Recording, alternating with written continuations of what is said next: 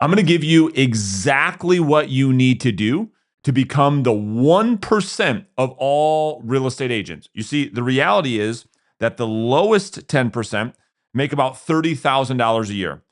The average realtor, which you probably already know, makes about 56 grand.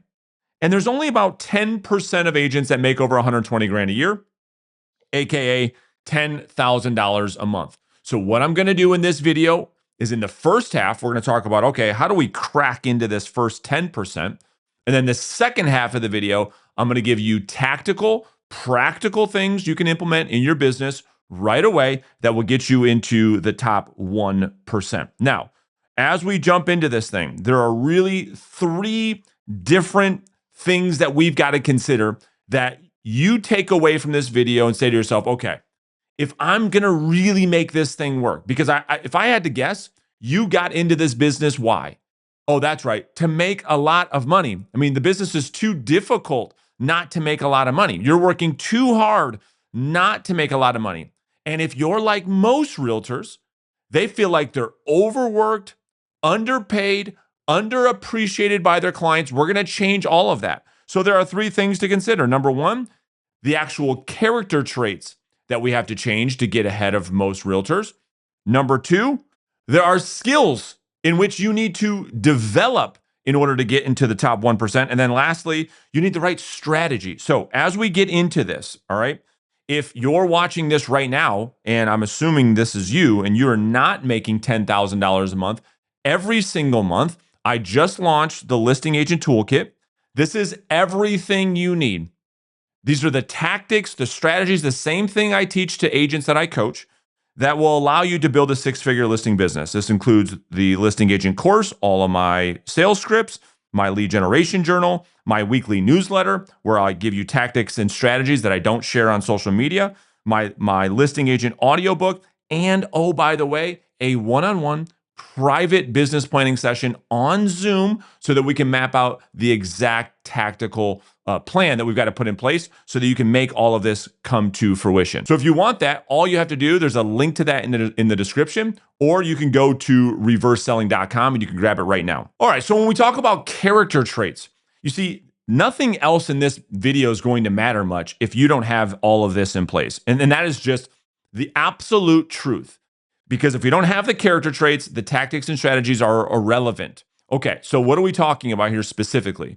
We are talking about, number one, discipline. Can you get up every single day and put in the work, even on the days you don't feel like it? You see, this is the problem with our industry, is because we got into this business so that we can be our own boss, right? We can have the freedom and the flexibility, all this stuff. It's all crap. It's all stuff.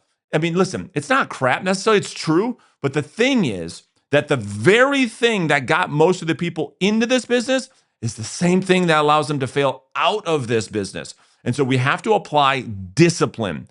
Number two, we have to have focus. Focus is the opposite of distraction, meaning you have to be able to have some stick-to-itiveness to yourself where you can stick to one thing long enough for you to get a result. You see, the problem is most agents try something for 1 week or a month, and if it doesn't work, they bounce from one thing to the next. They have no focus, they have no discipline, which ultimately leads to shiny object syndrome. Next, you have to follow a schedule. If you are going to become the top 10%, let alone the top 1%, you have to follow a schedule. My challenge for you, with much love, much respect, is do you have a schedule? Do you have a plan that you follow every day? Or are you like most? Are you like the 90% or the 99% that just wake up and wing it? They just, whatever they feel like doing today, because I'm my own boss, no one's going to tell me what to do. I'm going to do whatever the hell I wanted, what I feel like, when I feel like doing it. Okay, next, delayed gratification.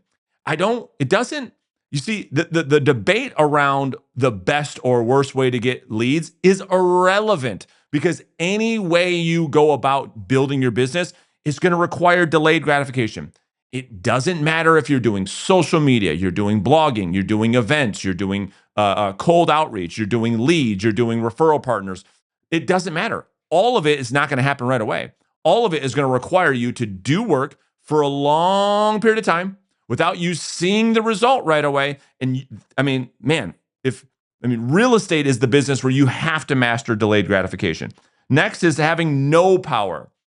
All that I mean by this is that it is so when we talk about distractions and acting on impulse, especially all the people that want to, want your time and want you to do this, that, or the other thing. We've got to get really good at saying no so that we can focus on the things that matter. What are those things that matter? It's really, really simple. It's either going on appointments or looking for appointments. That's it. And so to have no power to everything else is very, very critical. All right, lastly, to be able to go up the down escalator. All right, what do I mean by this? And I'm going to be quick and we'll move on right to the next point. Going up the down escalator means that you have to do things that would allow you to succeed, that your brokerage, that your team, that the people you're surrounded with probably aren't doing. This business is very, very lonely, and it is extremely lonely at the top.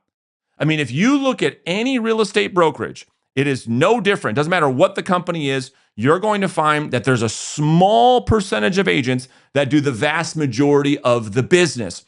And believe me when I tell you, those people are hated. And it's because all the people at the bottom, all they do is sit there and oh, that's because she's got this, or that's because he's got that, et cetera, et cetera. And so you have to be able to go up when the crowd is going down. You have to leave the herd, and the herd won't like it. If you're going to become the top 1%, I'm telling you, you are going to have a target on your back. All right, now let's talk about the skills you're going to need if you're going to become top 1%, if you're going to start making $10,000 a month or more. Number one is you need to master the market. You see, that is what the consumer is purchasing from you. They don't care that you do 3D drone photos on all of your photos. They don't care that you do open houses. They don't care that you're going to do professional photography, et cetera, et cetera. They don't care. They can do all of that. They are purchasing your expertise on understanding the market and being able to position their home in the market such that it actually sells. As inventory is growing, as we get more and more into a shifting market, I hear more and more of you telling me that your challenge is not being able to get your listings sold. Well, if you're going to become top 10% or top 1% rather, you're going to have to be able to know the market like crazy. So let's talk about how do we actually do this. Let's get really, really tactical. So what do I mean by this? So here's, let's get into this. So I think the first thing that we have to do is, are we doing any preview appointments? And so are you going on to your MLS? And my recommendation is that for every day you don't have a listing appointment, that you are going to preview an active listing in your market. And as we preview those properties, we're actually going to bring a scorecard with us. We're going to bring a scorecard. And here's what we're going to do. We're going to see what is that property's list price. And I'm going to come up with my own market valuation to see how would I have positioned this home? How would I have had priced this home? And we are going to track or audit this property rather. We're going to audit 3 properties per week all the way through the closing process, from the day they go on the market to all the way to when they go pending and then they finally close. You are going to learn so much so fast if you will actually do this. If you'll actually do it. I know it's easy to say, oh yeah, that's a good idea. And then, I can't get around to it. Well, if you prioritize it and you actually do it, you'll understand the market. Number 2 is that you at least one time per month is you're studying your market stats. So in your MLS, if you don't have this for some weird reason, you can go to a Redfin, you can go to a Realtor.com, and you can get the housing market stats and study these every single month. And when I mean study, I'm talking about not only can you memorize the numbers, not only do you know how if listings are up or down from last year, if pendings are up or down, sales are up or down, prices are up or down, etc. But more importantly, do you know why? And then can you tell your clients the story? Can you communicate this with the content that you make, with the emails that you send, with the meetings that you're having, at the events that you're hosting, etc. It's one thing to know the numbers, which is really important. Most agents, 99%, if we're being honest, don't know their numbers. They don't know if listings in their market are up or down. And if they, I just feel like it's a little bit slower, so I would guess that they're probably up, but they don't know the facts. They don't know that they're up 23%. They don't know that days on market is up 16%. They don't know that price reductions, they have no idea to what extent is going on in their market. And then they wonder why they go on listing appointments and nobody hires them. It's because they can't speak with any type of conviction that they, in fact, are an expert in the market, which again, as a reminder, it's what the consumer is purchasing. Okay, number 2, you have to be able to sell in this business. And the problem that you have and most agents have with the word sales is, I'm not a salesperson. Salespersons are they're pushy, and I don't want to be associated with that. That's because you don't understand what selling is. That's why you feel that way. Selling is not something you do to someone. Selling is something you do for and with someone. The word sell means to serve. So your misunderstanding of what it means to be a professional salesperson is the reason why you have no communication skills. It's plain and simple, because selling means to serve. And in order for us to do something on someone's behalf, we have to understand human behavior, AKA psychology. So when we talk about sales skills, what do we have to do in order to serve our community, to show up in our communities as leaders? Okay, well, number 1, we've got to know what to say. In other words, it starts off with having some type of foundation. We'll call it a script. Although I don't love the word script, I don't love the idea of script. You have to have some semblance of what you are going to say when you deal with any of your ideal client avatars. So whoever it is that you're speaking to, whether this be people going through probate, these are downsizers, these are for sale by owners, these are past clients, these are centers of influence, these are referrals from a divorce attorney. What are you going to say when you have a conversation with one of these prospects such that they feel compelled to invite you to come to their home, show you their home, and give you the opportunity to earn their business? What are you going to say? So we've got to practice those scripts. Number 2 is your listing presentation. So again, a huge opportunity. And the thing that I hear a lot from most agents is, okay, they get good at like setting listing appointments. So they start going on all these listing appointments. And then the next problem is, I don't get any listings. You see, I can prospect, I can generate leads, I can set appointments. I just can't get anybody to actually list their house with me. That's because there's no transference of confidence.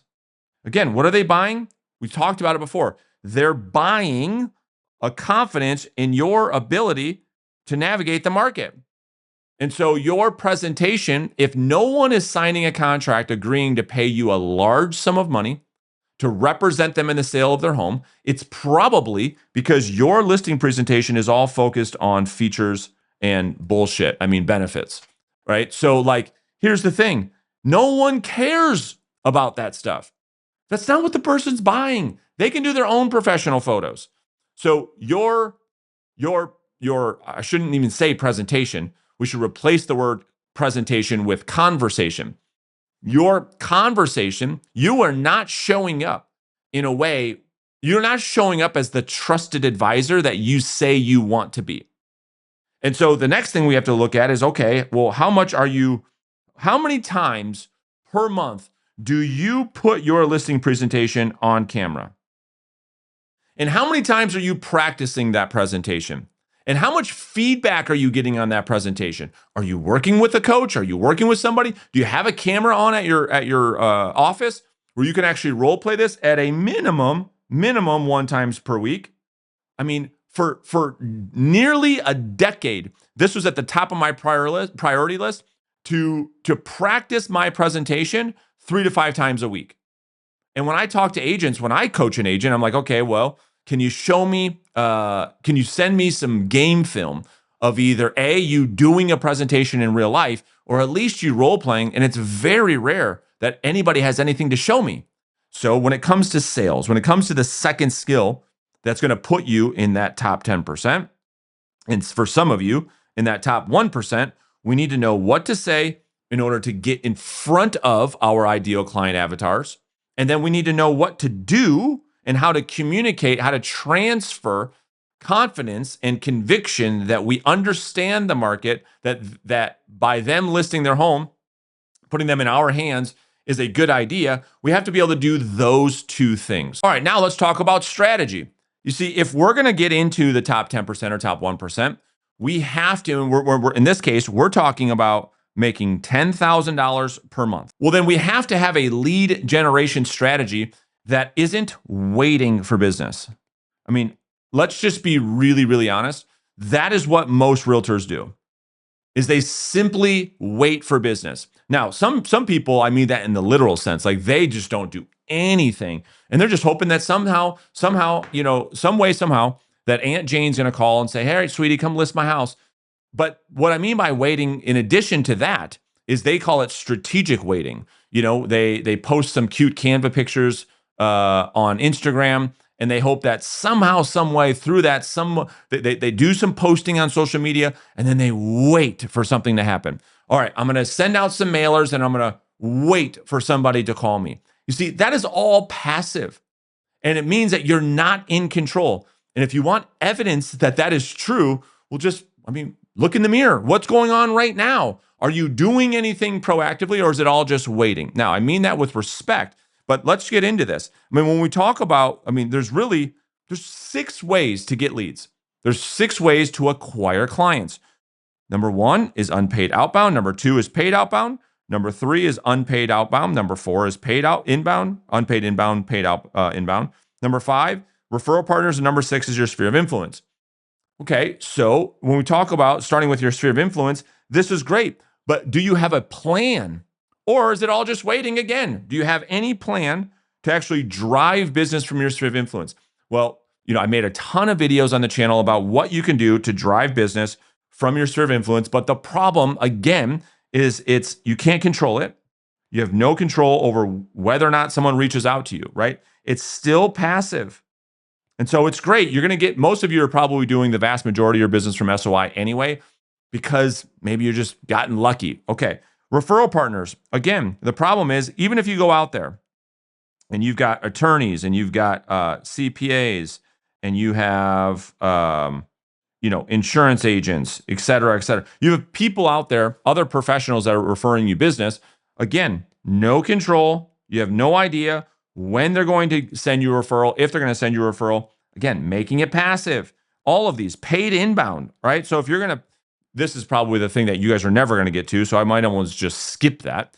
But unpaid inbound, right? So like social media. I love it. It's amazing. But anybody who's succeeded in social media will tell you that if you post daily, it will take you 1 year to get a client. And so I don't know. Do you have a year where you can't earn anything? You should do this. You should build your personal brand, but not to the extent that you go broke. It just pains me so much. Build your personal brand. I agree. Build a personal brand so that long term, it helps you with conversion. It helps you get inbound leads, but not to the extent that you make $0 now and for the next 3 years while you're building your personal brand. Paid outbound. The problem is, if you're going to go buy these leads, they convert very, very, very, very low. All right. And you're depending on one of these companies to take your credit card, and what you think you're getting is somebody who is actively in the market looking to buy or sell. And then what do you have to do? Oh, that's right. You got to pick up the phone and call them anyways, which is the very thing that you're looking to avoid, which then leads us with unpaid outbound. Yep, that's right. Cold calling, door knocking, text messaging, cold email, etc. This is the only thing that you can control that we can actually predict. All right. Now, let me just explain this for a second. The reason why we should be focused on this to get to $10,000 a month or more, right? I've got many clients that are earning $200, $300, $400, $500, $1 million a year focused on nothing but outbound lead generation. Well, it's because it's all listing focused, number 1. Number 2, you can control it, and most importantly, it's predictable. None of these other things can you do what I'm about to show you you can do. All right, watch this. So let me just make this a little bit, bigger. So what do I mean by control? Well, here's what I know for certain. Okay, we've proved this over the last 10 years of coaching agents, that for every 10 prospects that you talk to through direct outbound prospecting, you are going to get a lead. We just know that. We've tracked it for so long that if you go out there and you if you actually pick up the phone and you call somebody, you get over your insecurity, get over your ego, etc., and you actually pick up the phone and you call and you talk to 10 people, you will get a lead. What do I mean by lead? I mean that it's somebody who tells you they're looking to sell their house in the next 6 to 12 months or sooner. They don't have a realtor and they've invited you to interview. That's what I mean by a lead. We know that. We know that 5 leads for certain. I'm not guessing. I don't. This is all tracked for the last 10 years. Means 1 appointment set. So you just have to have 5 of these inside of your database that you follow up with, and you will get an appointment set.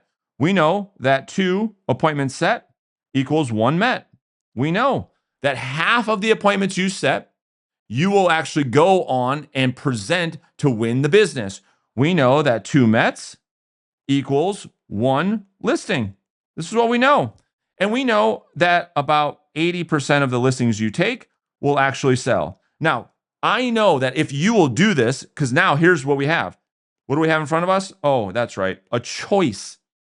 If you will do this, I know the outcome it will produce. I cannot tell you, and nobody, no marketer, no lead company, no advertising firm can tell you with certainty, okay, if you do this thing, this is exactly what's going to happen. Like you can with direct outbound prospecting. That's why I'm such an advocate for it. I know you don't want to do it. I understand you don't want to do it, but it's not about wanting to do it. Many people have to do a lot of things they don't want to do to get to where they want to go. You don't have to love prospecting. You just have to love what it does for you, for your family, for your life. All right, now we talked about the strategy. We talked about everything you needed to get to that top 10%. Now, let's take it a step further and talk about what I call the 1% formula.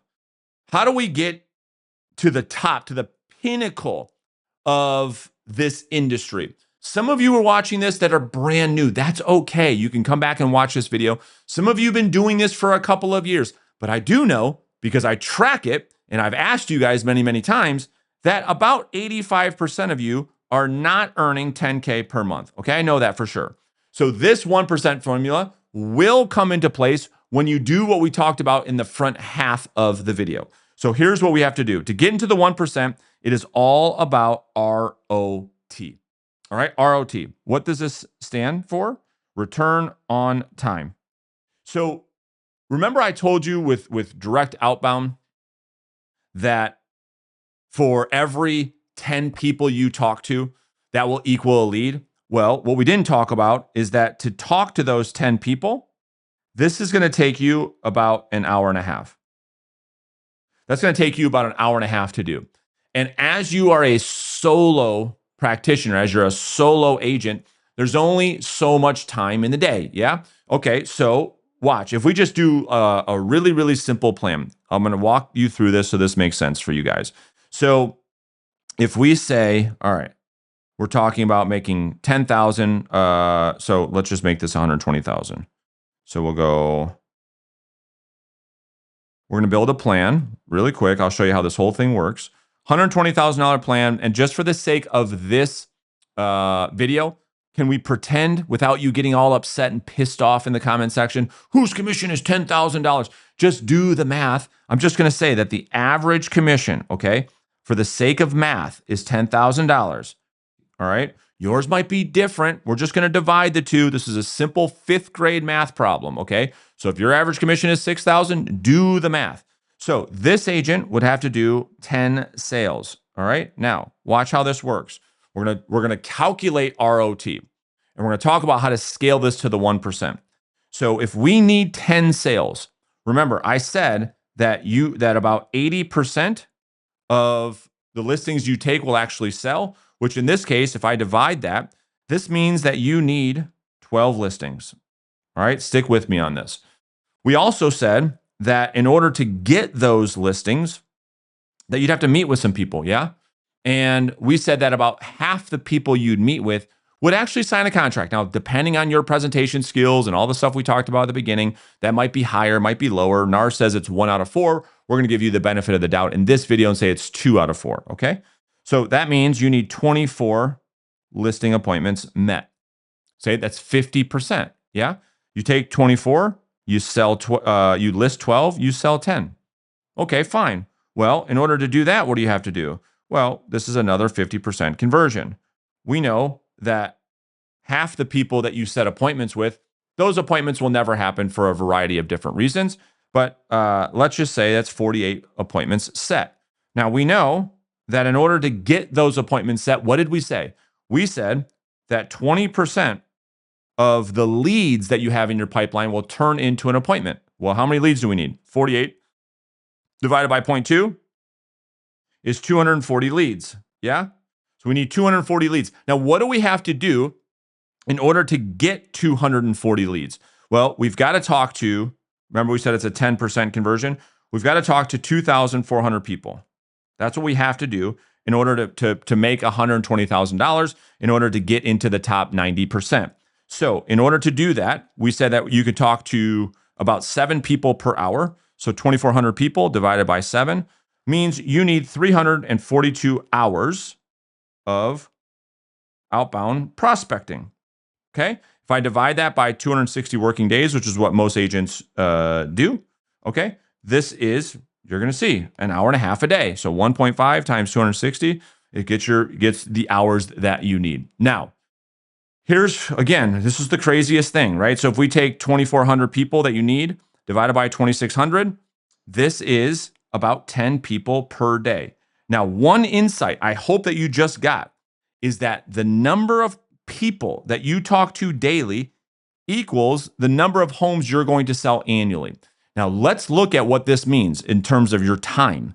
So if an hour and a half of your time produces $120,000 income, what is your actual time worth? So if we take 120,000 divided by 342 hours that you spent doing this, wow, your time is worth $350 per hour. Okay, now, if we're going to get into the 1%, here's the problem. The problem with most solo agents is, okay, if you're spending an hour and a half of your time doing this activity that produces this type of income, the natural question is, well, how do I get more time to do that thing? Because here's what happens. If we say that your time is worth $350 an hour, and then we say, okay, let's just do a nice little time audit. Yeah? So if we do a time audit, we say, okay, if you work 10 hours a day right now, how much time are you spending in actual lead generation? Well, in this little example, we said it's an hour and a half.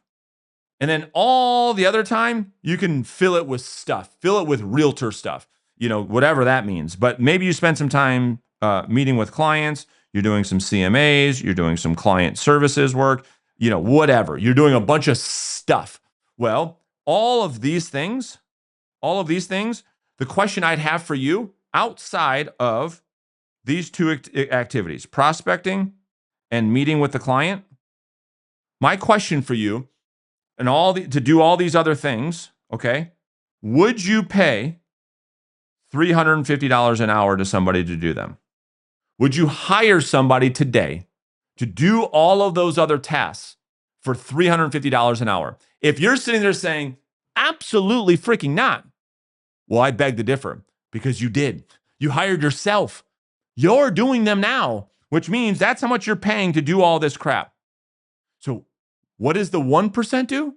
Well, I'll tell you. We go hire somebody for $20 an hour to do all of what we call non-revenue generating activities so that we can spend our time doing 2 things.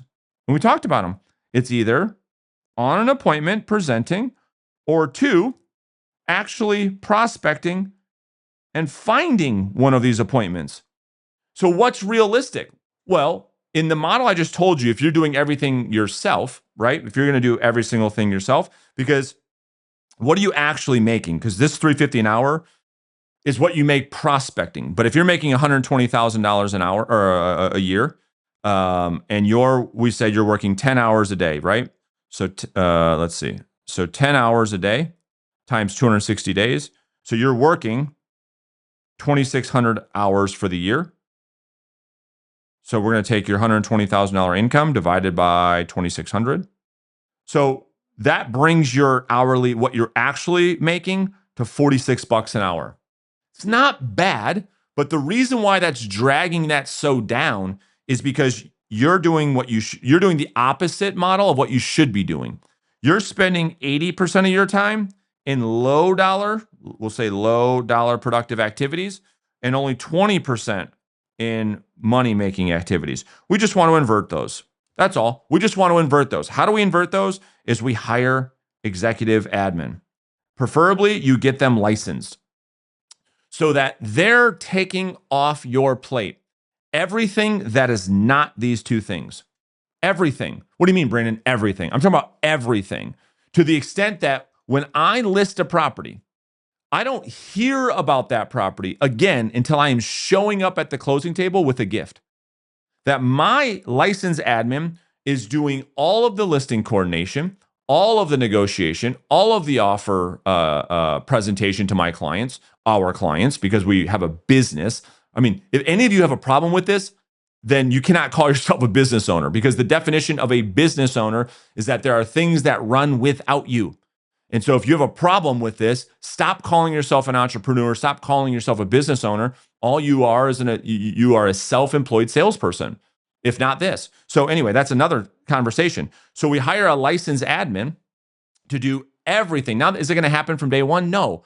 In a coaching call with some private clients last week, we spent, 2-3 hours going through this plan, and we've spent 2-3-4 months onboarding people and helping them recruit people and teaching them how to train people. This takes a long time. I mean, this is going to take you probably 6 to 12 months to get the right person, to get them licensed, to get them all trained up. We just call it the rubber band effect. But if you're ever going to get to the point where you can actually prospect, we'll say for 4 hours a day, and you can present, and what I mean by present, I mean it's drive time, et cetera, 4 hours a day. Here's what this looks like, okay? So 4 hours a day, if in 4 hours we talk to not 10, but now we're talking to 30 people a day, okay? Because we purchased time, ROT, we've purchased time from by license or by getting an admin. Well, 30 people a day times 260 days. Now we're able to talk to 7,800 people, right? We're now able to generate 780 leads, right? 10% of the 780 times 0.2, we're able to set 156 listing appointments. We'll go meet half of those. So just about 80. So these will be, these are set, 156 set, 80 met, 40 taken. This is how you do it. We're not working any more time. We just purchased more time. You're not working more. Now you have the thing that gets you into the 1%, which is leverage. You just purchased it. So in a business where you're taking 40 and selling 80%, 32 at 10K equals, well, in our little example, you go from 120 to 320,000. Yes, you're going to pay your assistant 50K, which is going to leave you, what is that? 320 minus 50K, 270. This is leverage. This is what I mean by return on time. I mean, this is an absolute no-brainer. You put 50,000, and remember what you were earning before was 120, right? So minus 120. So we'll go 270 minus 120. So it's $150,000 return on a $50,000 investment. Would you do that? Would you put in 50K if you got 150K back out? This is what the 1% do.